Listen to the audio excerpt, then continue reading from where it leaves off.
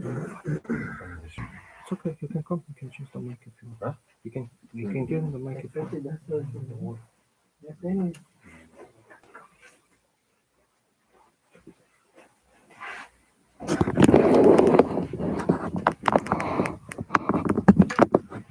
اللهم صل على محمد وآل محمد. بسم الله الرحمن الرحيم. ياسين والقرآن الحكيم إنك لمن المرسلين على صراط مستقيم. تنزيل العزيز الرحيم لتنذر قوما ما أنذر آباؤهم فهم غافلون. لقد هك القول على أكثرهم فهم لا يؤمنون. إنا جعلنا في أعناقهم أغلالا فهي إلى الأذقان فهم مقمحون. وجعلنا من بين أيديهم سدا ومن خلفهم سدا فأغشيناهم فهم لا يبصرون. وسواء عليهم أأنذرتهم أم لم تنذرهم لا يؤمنون. إنما تنذر من اتبع الذكر وخشي الرحمن بالغيب فبشره بمغفرة وأجر كريم. إنا نحن نحيي الموتى ونكتب ما قدموا وآثارهم وكل شيء أحصيناه في إمام مبين. واضرب لهم مثلا أصحاب القرية إذ جاء المرسلون إذ أرسلنا إليهم اثنين فكذبوهما فعززنا بثالث فقالوا إنا إليكم مرسلون. قالوا ما أنتم إلا بشر مثلنا وما أنزل الرحمن من شيء إن أنتم إلا تكذبون. قالوا ربنا يعلم إنا إليكم لمرسلون وما علينا إلا البلاغ المبين. قالوا إنا تطيرنا بكم لئن لم تنتهوا لنرجمنكم وليمسنكم منا عذاب عليم. قالوا طائركم معكم أئن ذكرتم بل أنتم قوم مسرفون. وجاء من أقصى المدينة رجل يسعى قال يا قوم اتبعوا المرسلين اتبعوا من لا يسألكم أجرا وهم محتدون. وما لي لا أعبد الذي فطرني وإليه ترجعون. أأتخذ من دونه آلهة إن يردني الرحمن بضر لا تغني عني شفاعتهم شيئا ولا ينقذون. إني إذا لفي ضلال مبين. إني آمنت بربكم فاسمعون. قيل ادخل الجنة قال يا ليت قومي يعلمون بما غفر لربي وجعلني من المكرمين. وما أنزلنا على قومه من بعد من جند من السماء وما كنا منزلين إن كانت إلا صيحة واحدة فإذا هم خامدون. يا حسرة على العباد ما يأتيهم من رسول إلا كانوا به يستهزئون. ألم يروا كم أهلكنا قبلهم من القرون أنهم إليهم لا يرجعون. وإن كل لما جميع لدينا محضرون. وآية لهم الأرض الميتة أحييناها وأخرجنا منها هبا فمنه يأكلون. وجعلنا فيها جنات من نخيل وعناب وفجرنا فيها من العيون ليأكلوا من ثمره وما عملته أيديهم أفلا يشكرون. سبحان الذي خلق الأزواج كلها مما تنبت الأرض ومن أنفسهم ومما لا يعلمون. وآية لهم الليل نسلخ منه النهار فإذا هم مظلمون. والشمس تجري لمستقر لها ذلك تقدير العزيز العليم.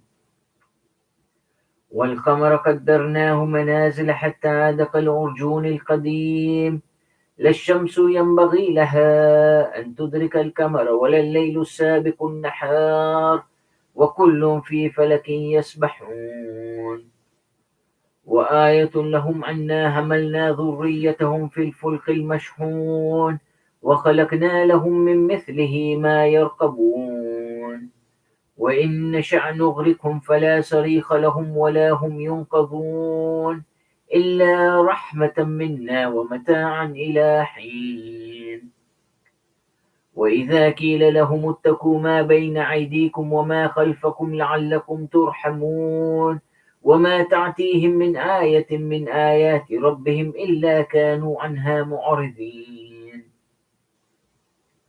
وإذا قيل لهم أنفقوا مما رزقكم الله قال الذين كفروا للذين آمنوا أنطعم من لو يشاء الله أطعمه إن أنتم إلا في ضلال مبين. ويقولون متى هذا الوعد إن كنتم صادقين ما ينظرون إلا صيحة واحدة تأخذهم وهم يخصمون فلا يستطيعون توصية ولا إلى أهلهم يرجعون.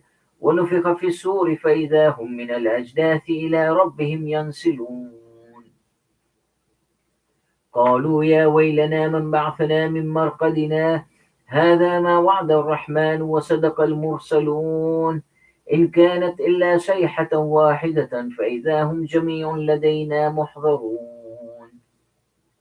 فاليوم لا تظلم نفس شيئا ولا تجزون إلا ما كنتم تعملون إن أصحاب الجنة اليوم في شغل فاكهون هم وأزواجهم في ظلال على الأرائك متكئون لهم فيها فاكهة ولهم ما يدعون سلام قولا من رب رحيم.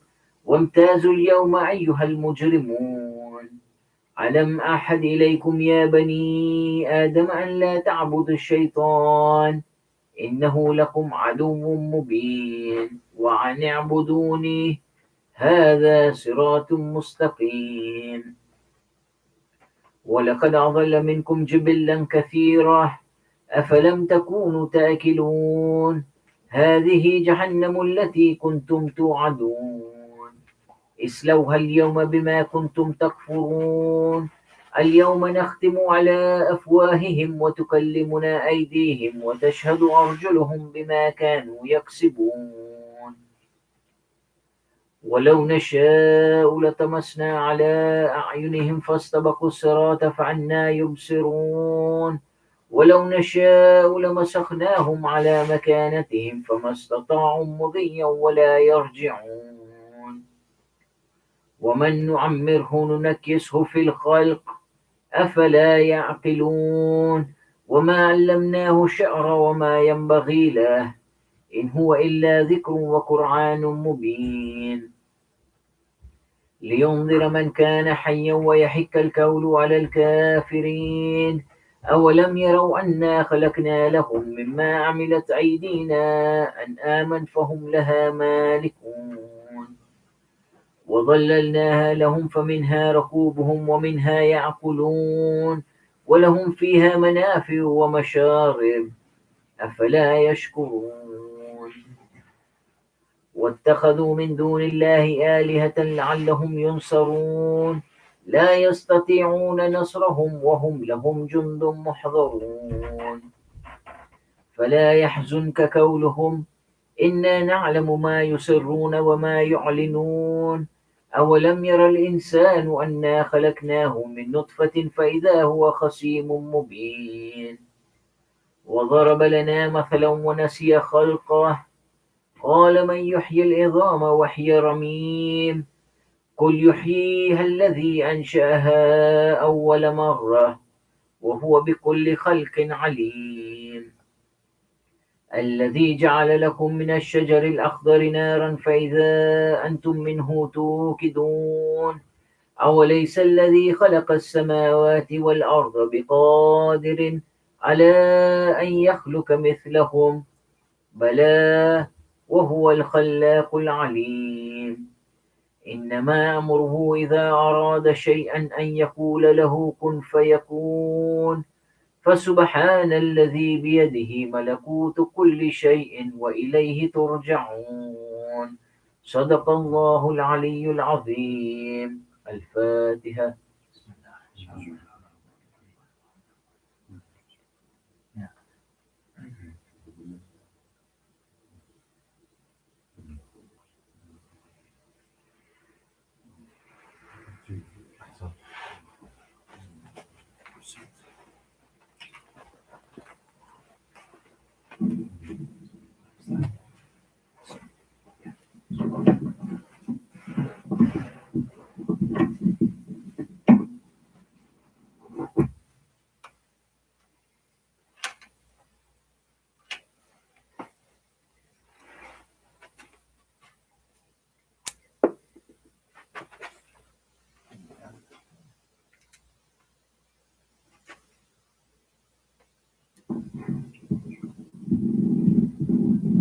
محمد وآل محمد صلوات. رحم الله من قرأ سورة المباركة الفاتحة.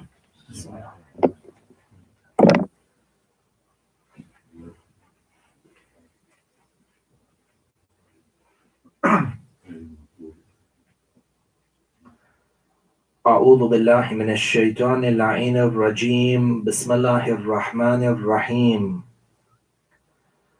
الحمد لله بارئ الخلائق الأجمعين باعث الأنبياء والمرسلين ثم الصلاة والسلام على أشرف الأنبياء حبيب قلوبنا وشفيع ذنوبنا أبي القاسم محمد. اللهم صل على محمد وآل محمد. ثم الصلاة والسلام على أهل بيته الطيبين الطاهرين المعصومين المظلومين لا سيما ولي الله الحجة ابن الحسن صاحب الأمر والزمان.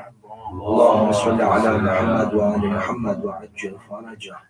روحي وأرواح العالمين له الفداء ولعنة الله على أعدائهم وعلى منكري فضائلهم من الأولين والآخرين إلى قيام يوم الدين.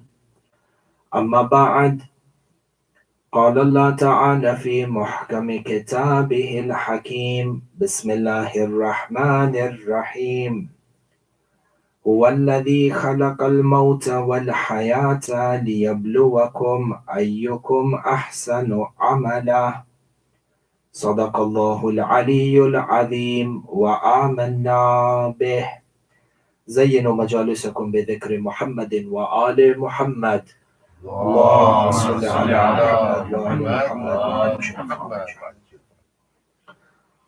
Allah Azza wa Jal within the Quran outlines for us the reality of existence and the reality of life, the reality of death.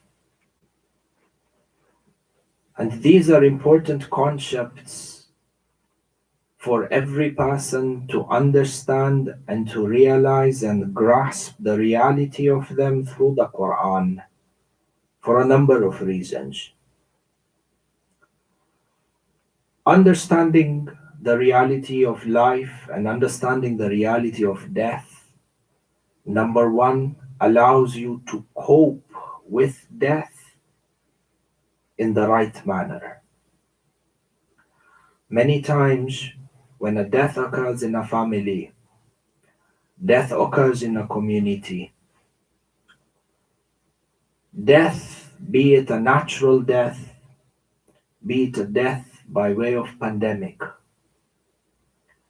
Different people react differently to death, but your reaction is dependent upon your understanding of death. A person who understands the reality of death, his way of coping with the death of a family member or a friend is different as opposed to somebody who didn't understand the concept of death. And the age in which we live is a proof for that. You look at different cultures, different ethnicities, different religions, how each person has their way to commemorate or to mourn or to deal with death. Some go into depression, some consume alcohol in death ceremonies, some aslan decide to close their eyes in that death is too depressing for me. So they find other recreational ways to take their mind away from death. What is the right way to deal with death and to cope with death as per the Quran? Person can only cope in the right way if they understand the reality of death. Because that understanding of that reality, that ilm, allows the reaction and the coping to be in proportion. This is one. Number two, it is important for us to understand the reality of existence, life, and death, such that we can make the right choices in this life in regards to our lifestyles. The lifestyle choices of a person who believes in accountability and Yawmul Qiyamah and life after death, his lifestyle choices are very different compared to somebody aslan who doesn't believe in Yawmul Qiyamah, aslan who doesn't fear accountability. One lives recklessly without any fear of any repercussions. Whether it is halal or haram, there is no fear for repercussions because there is no fear of Yawmul Qiyamah. There is no belief in accountability. Fear, by the way, is a word that comes up many times when death is spoken about. And traditionally, you hear the argument that death is a very fearful topic. The reality of the matter is that fear as an emotion can be used in two ways, in a constructive way and in a negative way. The uqala, the people of mantiq, the people of logic will tell you to have fear is actually a rational emotion. There are some times in life where if you do not have fear, they say faqidul aql, means you don't have aql to begin with. And examples that are basit, examples that are simple. If a person does not fear a stove that is lit and doesn't fear that his finger will get burned, the repercussion on his hand. If a person doesn't fear for his safety and becomes negligent while driving on the road, the repercussions are there. If a student does not fear loss or failure in an exam, then that motivation to study hard lacks. So fear in itself as an emotion has been granted to us by Allah, but to use in a positive manner. And there are times where fear can be used in a negative manner. If fear leads to cowardice, that is negative. For everything in balance, our kalam being that understanding the reality of life and death allows a person to make the right lifestyle choices in the dunya. Person who believes that one day he will be accountable to Allah for every morsel of food that he has consumed, then that person, in the way that he earns his rizq, His lifestyle choices will be very different from the person who doesn't believe in accountability when it comes to halal or haram. Number 3, understanding of life and understanding of death allows us to set goals and objectives that are in line with the akhirah. Many times a person lives his or her life and they have set targets for the dunya. By the age of retirement, be it 50, 60, 70, the target is to have a house and a holiday home and these ambitions are not wrong. They are encouraged in Islam. But with this, there needs to be an Islamic objective. By the age of 50, 60, 70, for example, what is my Islamic objective in my deen? Did Hifdul Quran be an objective of my life? For example, like hitting the first or earning the first $1 million is an objective. Where is this deen in my goals, in my achievement list of achievements? Hence, you find understanding the reality of existence, life, and death is important because it shapes the decision making process within our lives, in addition to coping with death in the right way. If you understand this, we move to the next, the reality of existence. Allah Azza wa Jal says in Surah Al-Mulk, هو الذي خلق الموت والحياة ليبلوكم أيكم أحسن عملا. It is He, it is Allah who created death. هو الذي, it is He. هو الذي خلق, created. هو الذي خلق الموت والحياة. It is Allah Azza wa Jal who created death and life. See, everything within the Quran, kalima kalima, word by word, has been placed by Allah subhanahu wa ta'ala with a particular wisdom and a particular hikmah. This is the beauty of the Quran. Even the chronology of the words in the verse have a deep meaning and philosophy behind it. Look at this one. It is He who has created death and life. Shukran. It is He, Allah, who has created death and life. Why does Allah subhanahu wa ta'ala say created death and life? Why death is placed before life? If the Quran is a book of logic and the Quran is a book of wisdom, then Allah subhanahu wa ta'ala should have said that it is He who has created life and death. Why do we say life and death? Even in our general conversations, in life and death. Why? Because life precedes death. You must live in order to die. Sah la la. But you find Allah subhanahu wa ta'ala in the Quran turns the entire sequence around.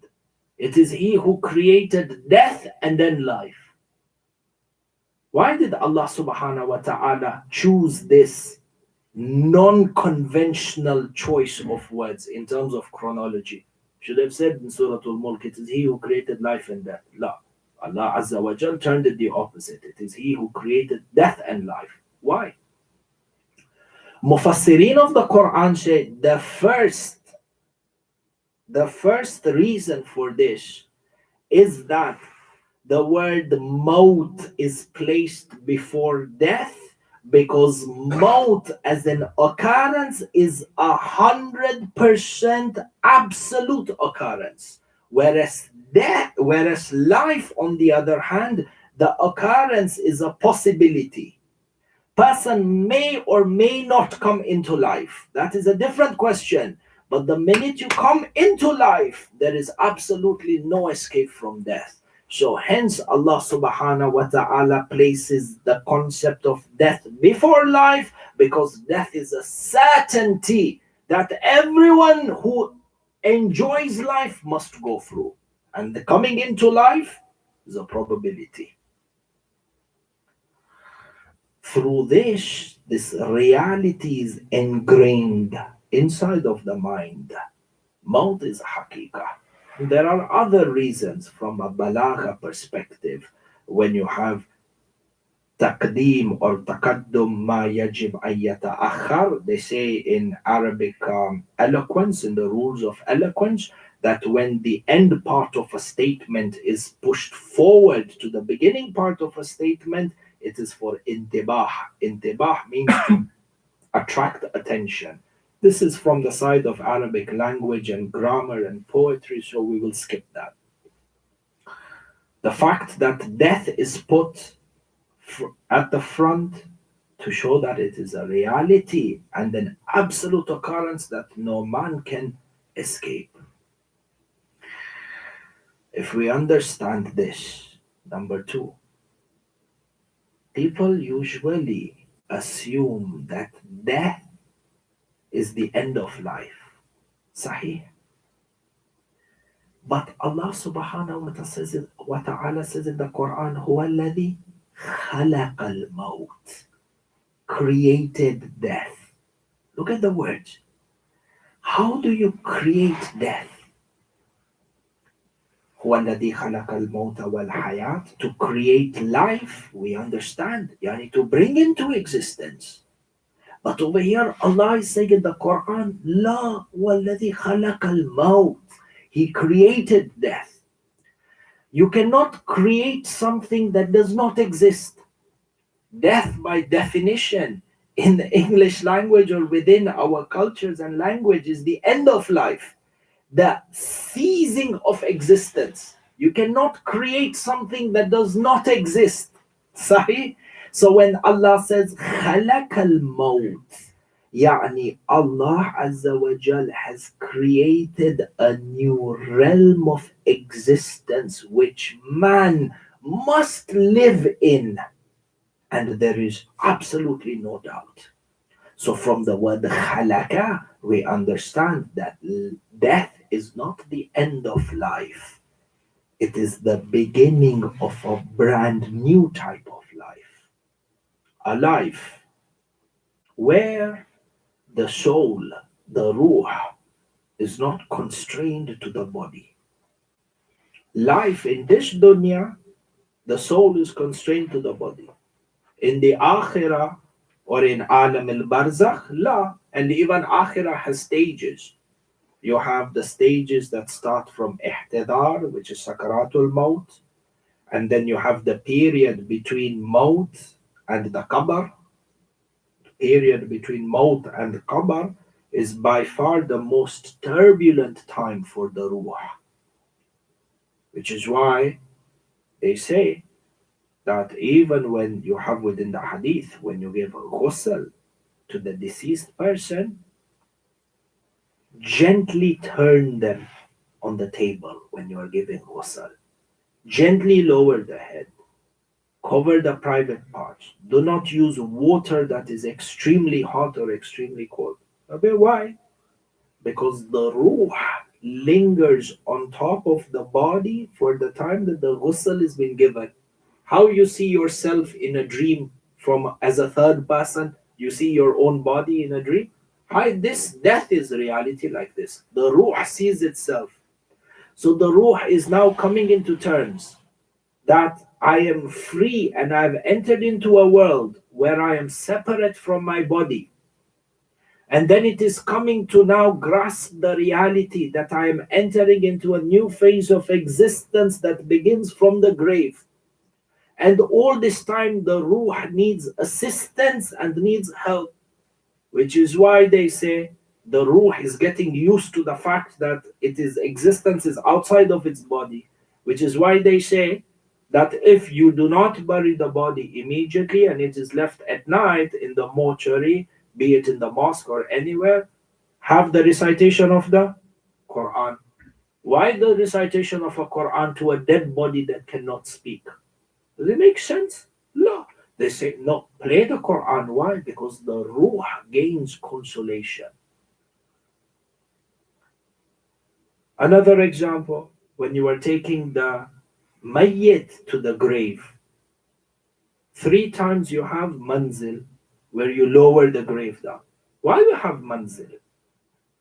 Because the ruh is floating on top of the janazah, and it can see the reality of what is awaiting inside of the grave. So the body is now, the ruh is now overwhelmed. Yabe, this is the hakika.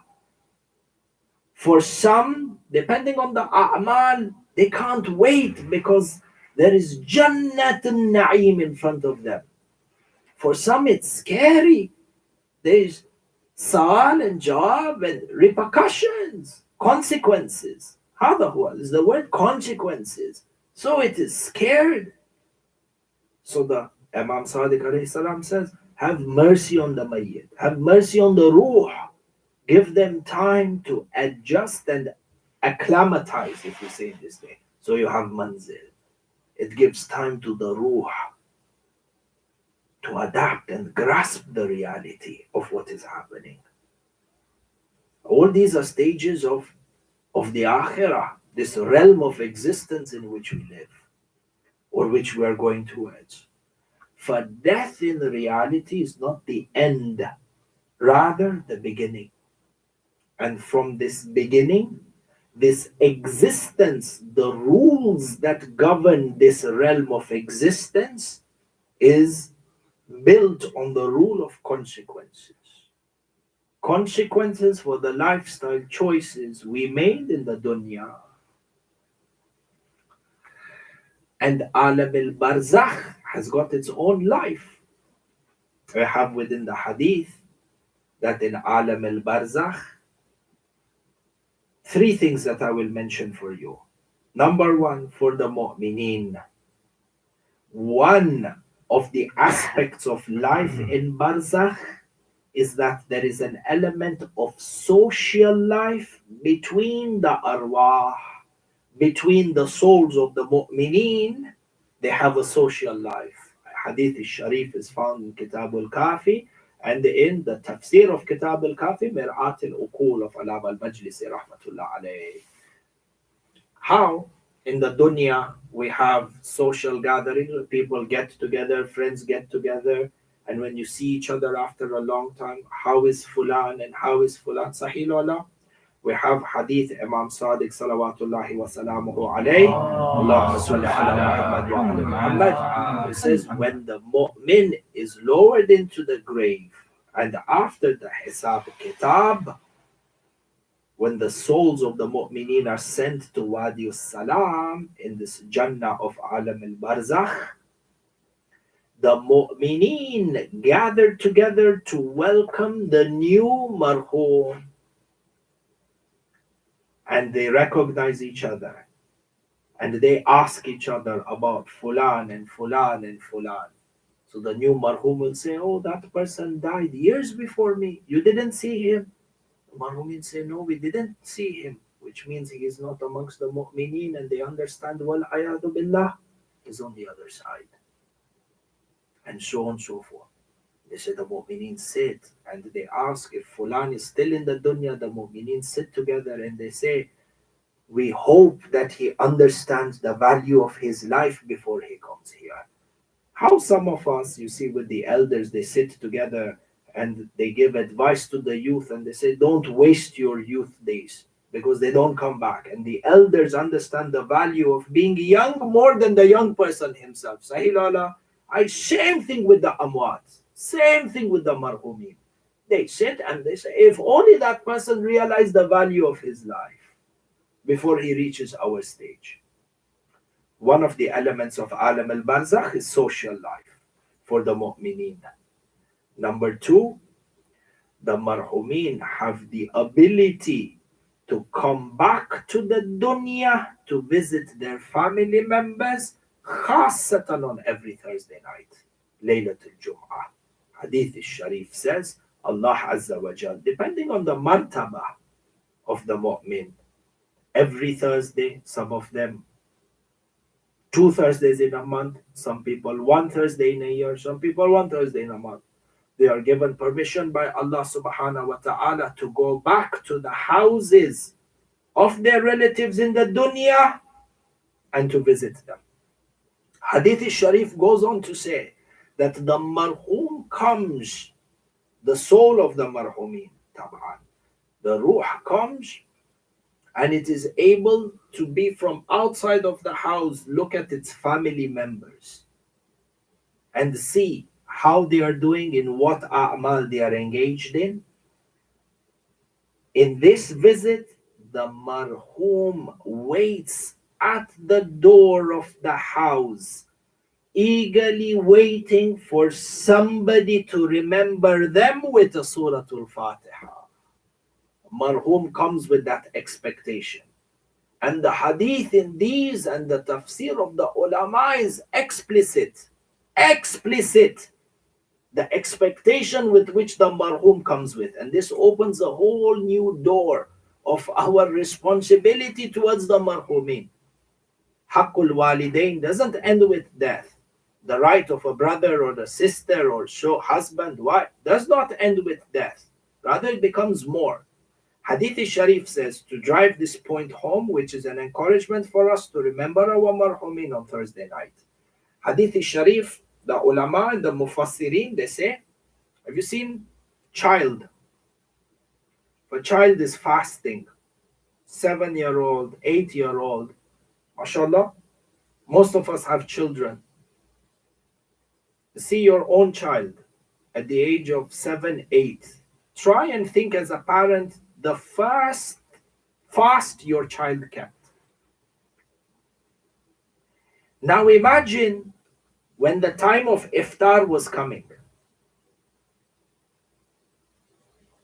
What expectation your child had for the iftar? They sit at the table 10 minutes before adhan, 15 minutes before adhan. They sit in front of the food. He has his chocolate bar in front of him. From morning, he's waiting when he's going to eat it. Sahih, that the expectation is there. Now imagine this child of yours who has fasted the whole day. And he's been looking at the chocolate. She's been looking at the chocolate. They're waiting to eat it at iftar time. If you were to take away the chocolate from them, how heartbroken that child would be.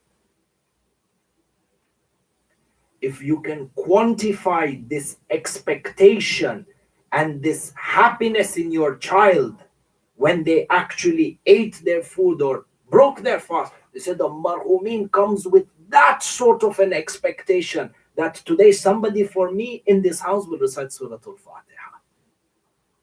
How the child's heart is broken when you say no to them for the chocolate.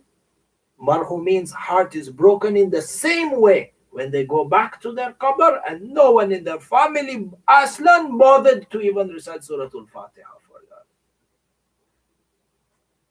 They say this is one of Haqqul Walidain khasatan. Khasatan Haqqul Walidain. Allah Azza wa Jal, they will complain to Allah Azza wa Jal, my son, my daughter. They go back, they say, Ya Allah, I did everything for them. It's fine now. The parent will go and they'll say, Ya Allah, I did everything for my child. My blood, my sweat, everything. This child of mine, he put me in the grave. Wallah, he didn't recite Suratul Fatiha for me. The mother will say, this child, I didn't sleep for him at night.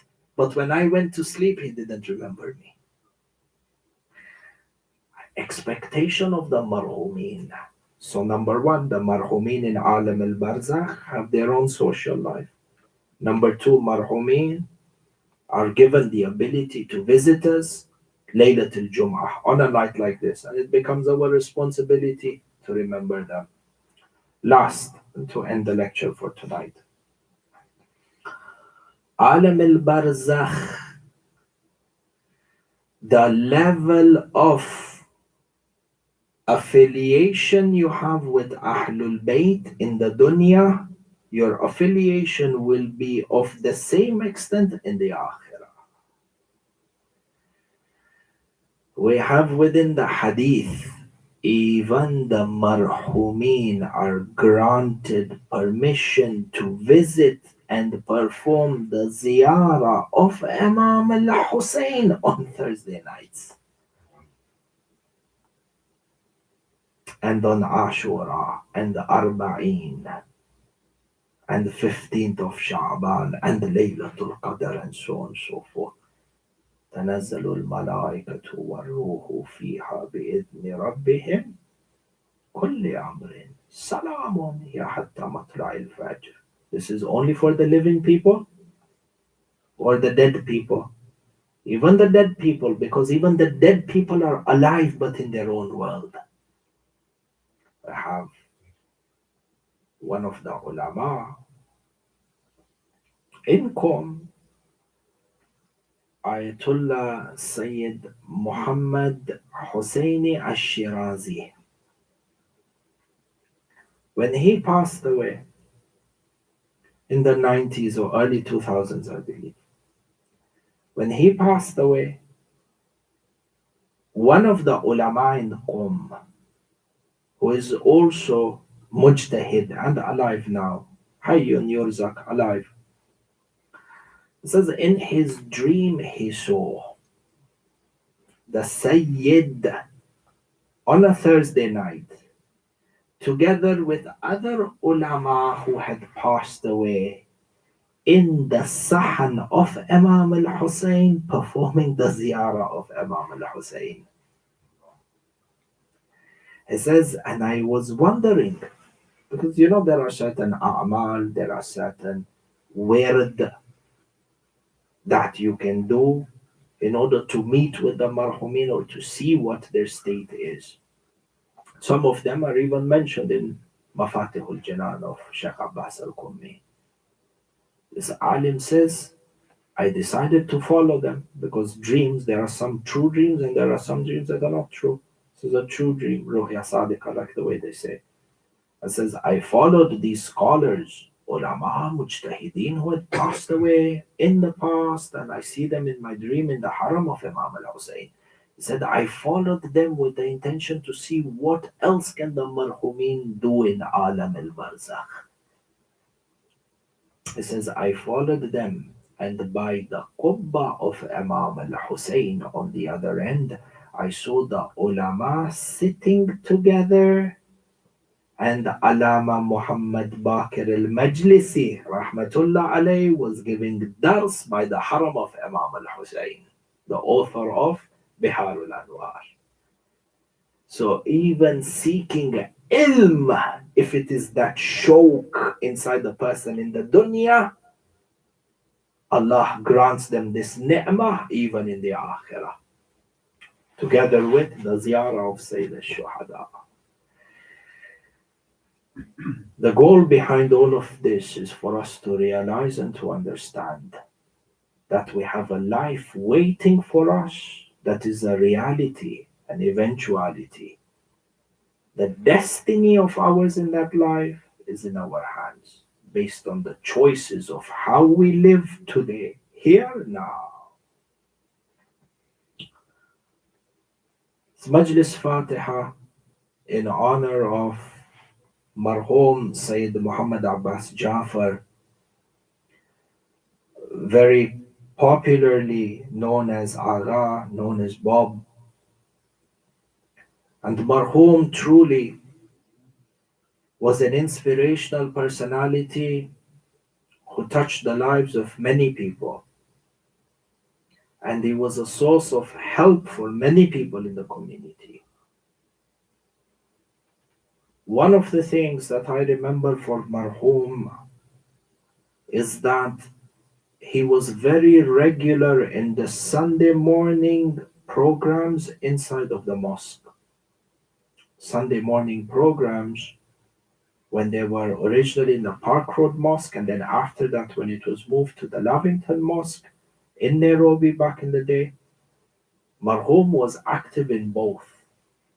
And from what I remember in the Lavington days, that after the Salatul Fajr and the Majlis and the breakfast, they would go together, and they used to use the van for the Marhumin.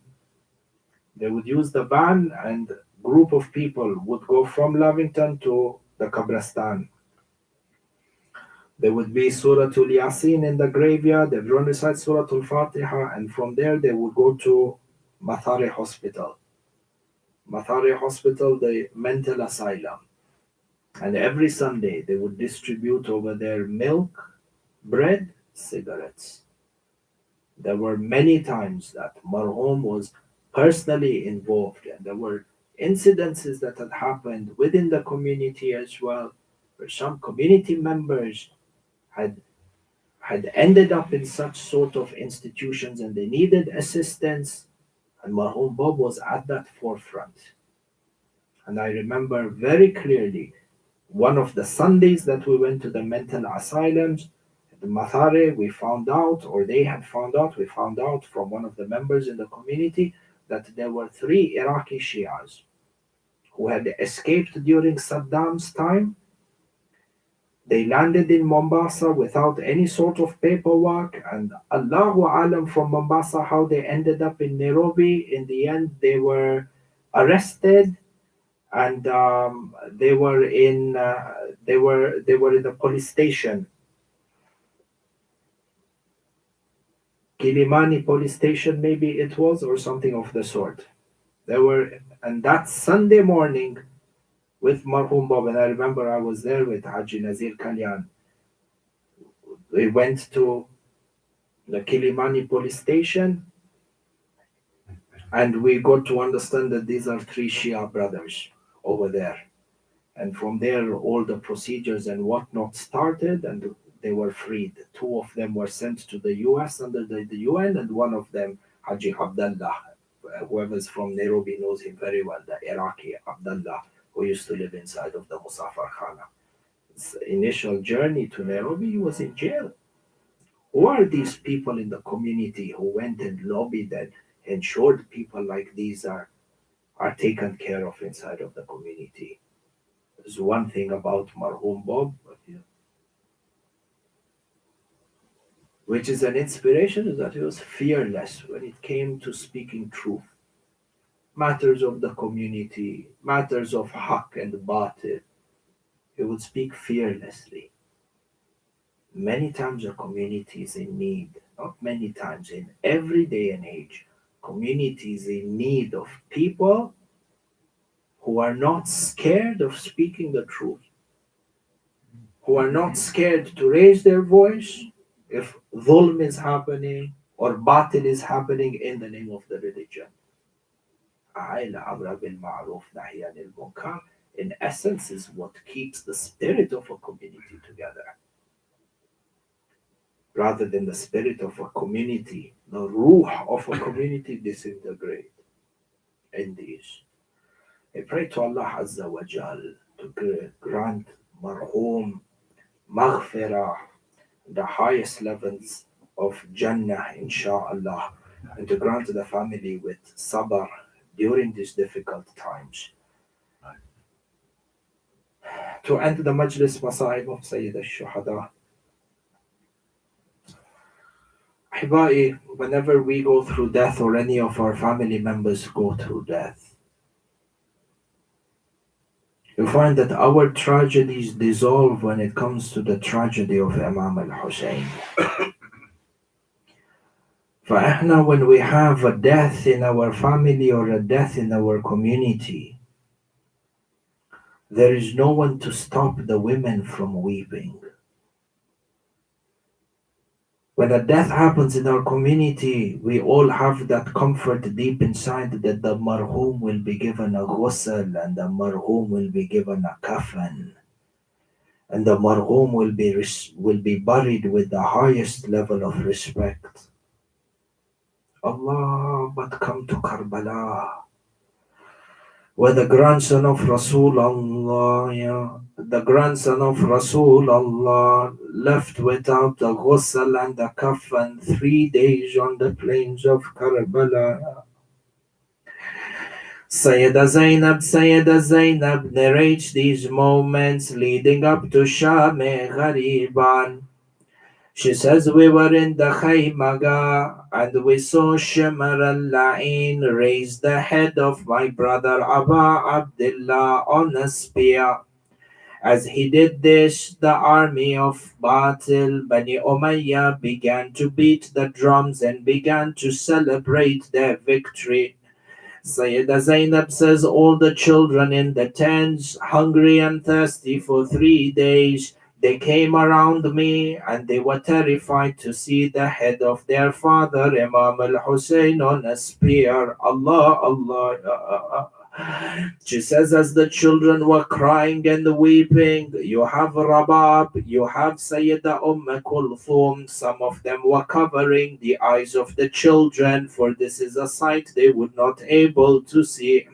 Sayyida Zainab says, in all this manner, then I heard Umar ibn Sa'ad call out for 16 horsemen to come and trample over the body of Aba Abdullah. Omar ibn Sa'ad cried out and said, bring me the horses that have not been used in war. They said, why? He says, I want the hooves that are fresh so that they can trample on the body of Imam al-Hussein harder than the rest of the horses. Sayyida Zainab says 16 horsemen were lined up, the body of Imam al-Hussein in the middle on the plains of Karbala. 8 from one side and 8 from the other side. They began to ride their horses. In the middle is the headless body of Aba Abdullah. Sayyida Zainab says, I saw them demolish the body of my brother Imam al-Hussein. The ribs were broken, and the skin and the flesh and the blood was mixed with the sands of Karbala. Sayyida Zainab looked up towards the heaven and she says, Ya Rasulullah, for every bone in the body of Imam al-Hussein that was broken, I died 100 deaths. Inna lillahi wa inna ilayhi raji'un wa la hawla wa la quwwata illa billah. اللهم إنا نسألك بحق محمد وأهل بيته الطيبين الطاهرين وبحق أبا عبد الله الحسين اللهم عجل لولينا الفرج. By the sake of Imam al-Hussein, Ya Allah, hasten the reappearance of Imam al-Hujjah. By the sake of Imam al-Hussein, Ya Allah, on a night like this, forgive us all our sins, Ya Allah. On a night like this, by the sake of Imam al-Hussein, Ya Allah, mu'mineen and mu'minat who have hajat, do not let them leave this majlis without fulfilling their hajat. By the sake of Imam al-Hussein, Ya Allah, mu'mineen and mu'minat who are not in the best of health, you grant them shafa'ah. By the sake of Imam al-Hussein, Ya Allah, marhumin and marhumat who have passed away, you make their grave into a garden from the gardens of Jannah. Ya Allah, by the sake of Imam al-Hussein, grant maghfirah and the lofty position to Marhum Sayid Mohamed Abbas Jaffer. As well, Ahibai, today we have Fateha that has also been brought in, and the request has been to recite Surah Al-Fatiha as well, to remember 2-3 deaths that have happened in Nairobi Jamaat very recently. And if we can recite Surah Al-Fatiha for all these 3 marhumin together with Sayyid Muhammad Agha, for Al-Hajj Naushad Al-Hajj Naushad Merali, and his 2 brothers, Al-Hajj Muhammad Merali and Al-Hajj Bashir Merali. May Allah subhanahu wa ta'ala grant their families with sabr and grant the marhumin, all our marhumin, with rahmah, with maghfirah and proximity towards Ahlul Bayt. If we can recite for the marhumin 3 Surah Al-Ikhlas with the niyyah of Khatm al-Quran and 1 Surah Al-Fatiha. Bismillahir Rahmanir Rahim. قل هو الله أحد الله الصمد لم يلد ولم يولد ولم يكن له كفوا أحد. بسم الله الرحمن الرحيم. قل هو الله أحد الله الصمد لم يلد ولم يولد ولم يكن له كفوا أحد. بسم الله الرحمن الرحيم قل هو الله أحد الله الصمد لم يلد ولم يولد ولم يكن له كفوا أحد بسم الله الرحمن الرحيم الحمد لله رب العالمين الرحمن الرحيم مالك يوم الدين إياك نعبد وإياك نستعين اهدنا الصراط المستقيم صراط الذين أنعمت عليهم غير المغضوب عليهم ولا الضالين الحمد لله وآخر الدعوانا أن الحمد لله رب العالمين. يقول الله تعالى إن الله وملائكته يصلون على النبي يا أيها الذين آمنوا صلوا عليه وسلموا تسليما. اللهم صل على محمد وآل محمد.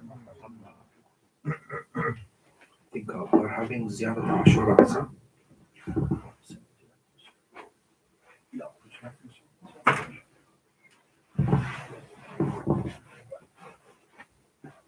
Yeah.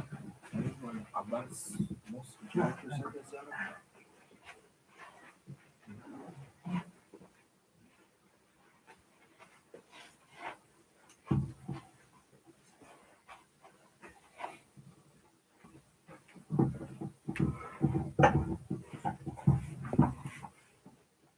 اللهم صل على محمد وآل محمد. بسم الله الرحمن الرحيم.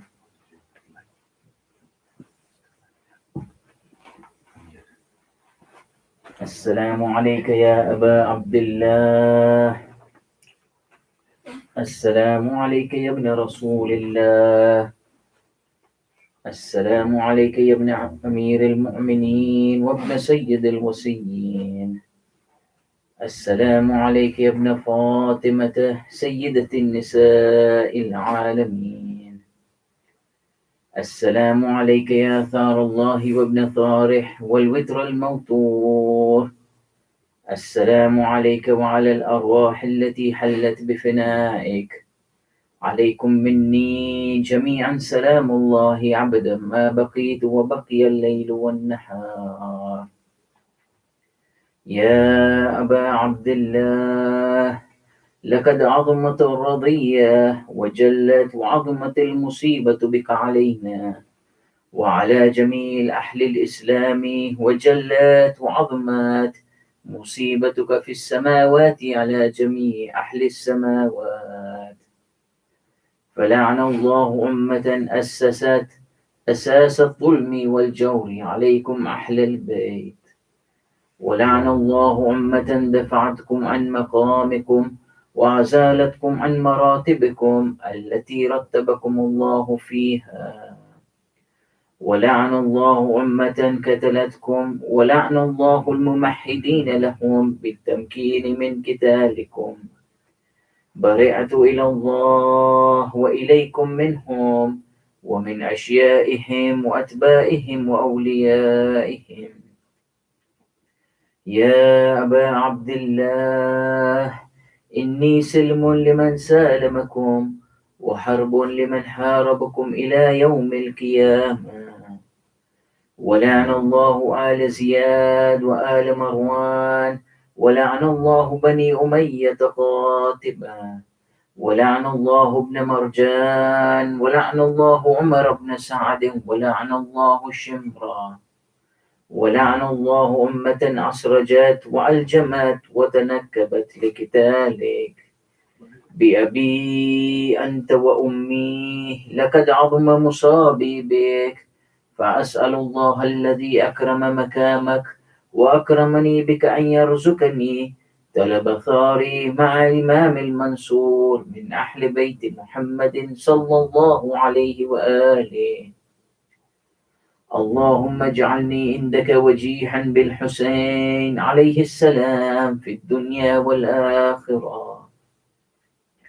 يا أبا عبد الله يا أبا عبد الله إني أتقرب إلى الله وإلى رسوله وإلى أمير المؤمنين وإلى فاطمة وإلى الحسن وإليك بموالاتك وبالبراءة ممن أسست أساس ذلك وبنى عليه بنيانا وجرى في ظلمه وجوره عليكم وعلى أشيائكم. برئت إلى الله وإليكم منهم وأتقرب إلى الله ثم إليكم بموالاتكم وموالاة وليكم وبالبراءة من أعدائكم والناسبين لكم الحرب وبالبراءة من أشيائهم وأتبائهم. إني سلم لمن سالمكم وحرب لمن حاربكم وولي لمن والاكم وعدو لمن آداكم. فأسأل الله الذي أكرمني بمعرفتكم ومعرفة أوليائكم ورزقني البراءة من أعدائكم أن يجعلني معكم في الدنيا والآخرة وأن يثبت لي عندكم قدم صدق في الدنيا والآخرة. وأسأله أن يبلغني المكام المحمود لكم عند الله وأن يرزقني طلب ثاري مع إمام الهدى ظاهر ناتق بالحق منكم. وأسأل الله بحقكم وبالشأن الذي لكم عنده أن يعطيني بمصابي بكم أفضل ما يعطي مصاب بمصيبته مصيبة مع أعظمها وأعظم رضية في الإسلام وفي جميع أهل السماوات والأرض. اللهم اجعلني في مكامي هذا ممن تناله منك صلوات ورحمة ومغفرة. اللهم اجعل محيا محمد وآل محمد وممات محمد وآل محمد. اللهم إن هذا يوم تبركت به بنو أمية وابن آكلة الأقباد اللعين ابن اللعين على لسانك ولسان نبيك صلى الله عليه وآله في كل موطن وموقف وكفى فيه نبيك صلى الله عليه وآله.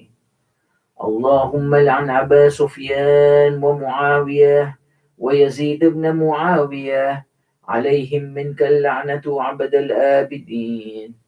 وهذا يوم فرحت به آل زياد وآل مروان بقتلهم الحسين صلوات الله عليه. اللهم فضاعف عليهم اللعن منك والعذاب العليمة.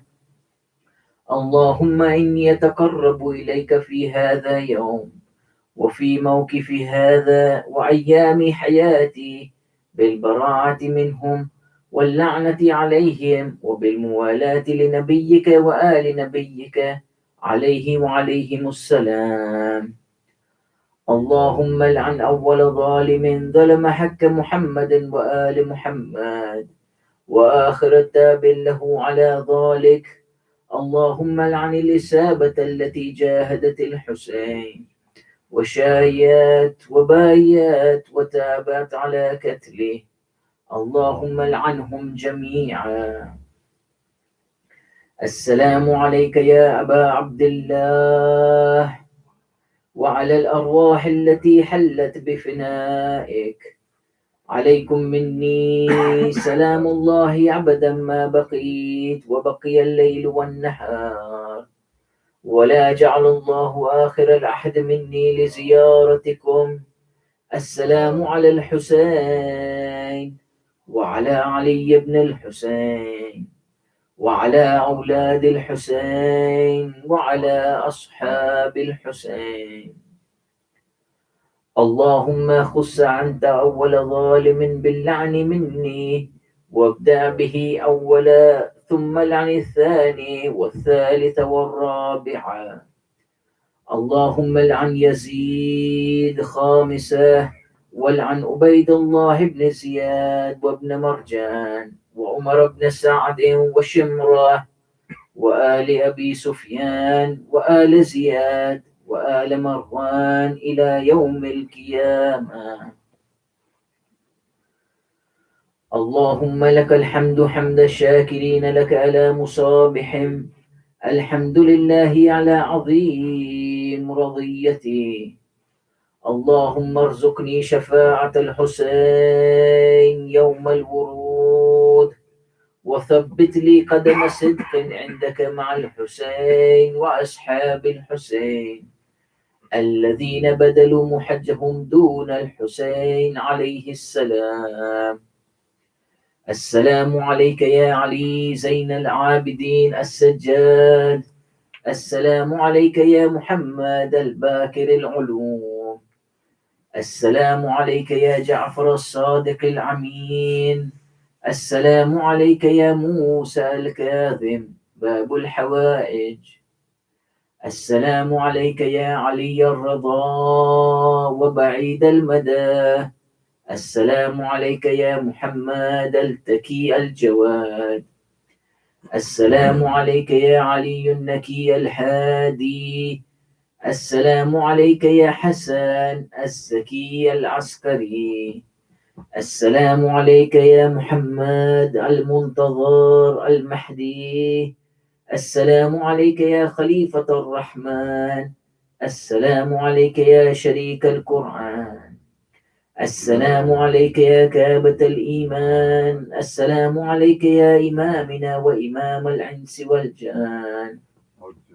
عجل الله تعالى فرجك وسحر الله تعالى مخرجك وظهورك ورحمة الله وبركاته. اللهم صل على محمد وآل محمد.